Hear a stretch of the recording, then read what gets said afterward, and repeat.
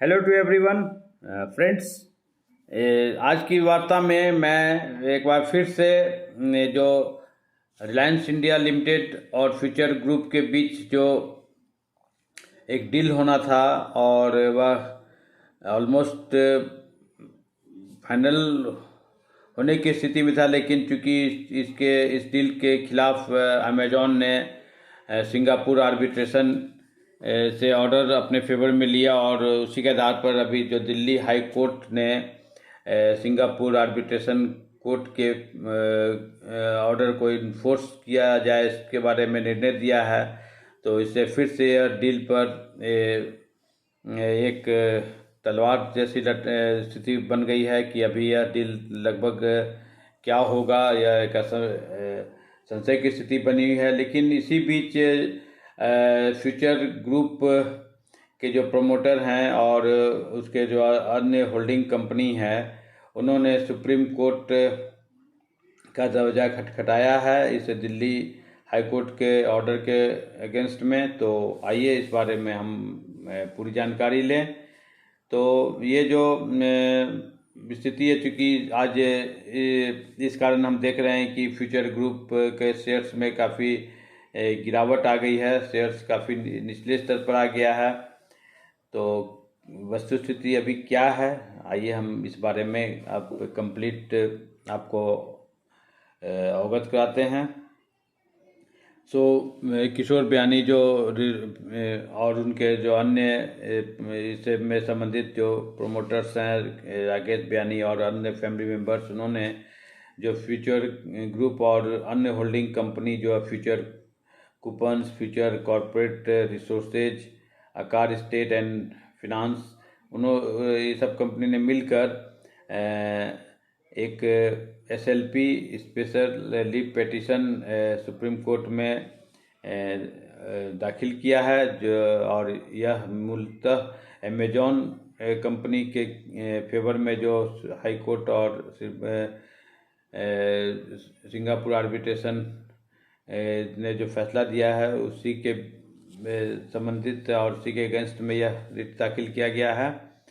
और इस बारे में आप एक विशेष यह जानकारी ले लें कि इन लोगों ने जो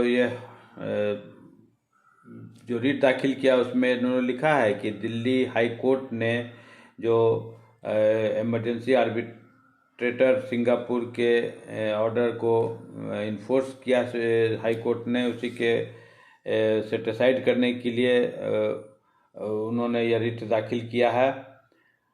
और चूँकि सिंगापुर इंटरनेशनल आर्बिट्रेशन सेंटर जो है सियाक, उन्होंने पिछले वर्ष अक्टूबर 25 को फ्यूचर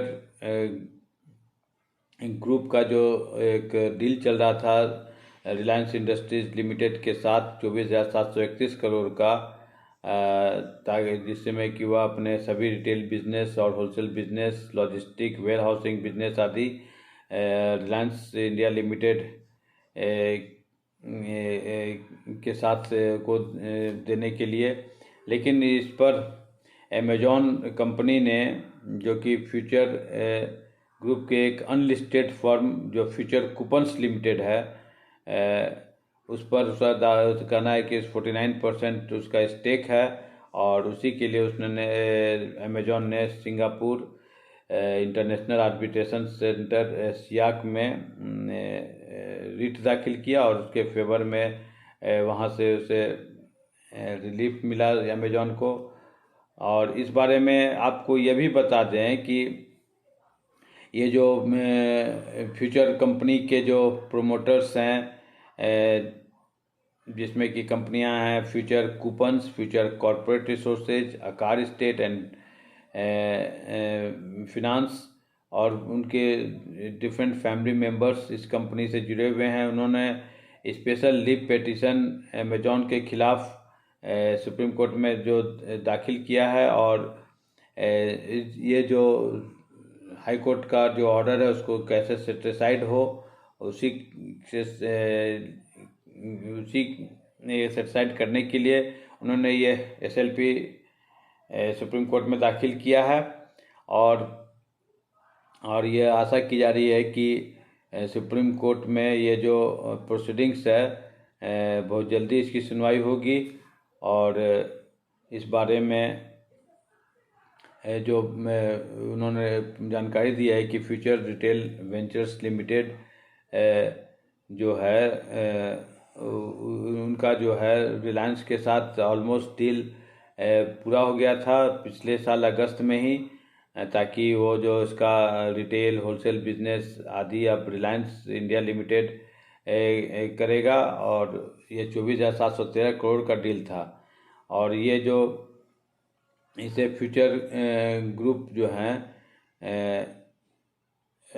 जो है वह इस डील को ऑलमोस्ट फाइनल स्टेज में था, लेकिन अमेजॉन ने इसे कंटेस्ट करते हुए ये अपने फेवर में ये सिंगापुर से ऑर्डर लिया। और अभी दिल्ली हाई कोर्ट ने भी जो सिंगापुर के जो ऑर्डर है उसको बहाल किया है।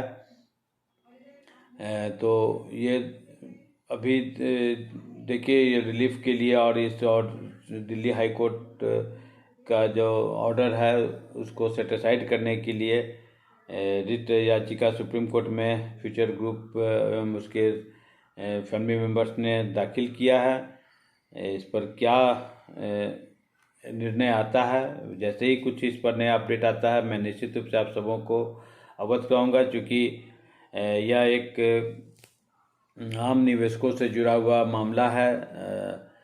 तो इसी के साथ मैं ये फ्यूचर ग्रुप ने जो सुप्रीम कोर्ट में याचिका SLP दाखिल की है उससे संबंधित समाचार को मैं समाप्त करता हूं। मैं आशा करता हूं यह आप सबों के लिए काफ़ी इन्फॉर्मेटिव रहा होगा। आप सबों को धन्यवाद। Thank you very much.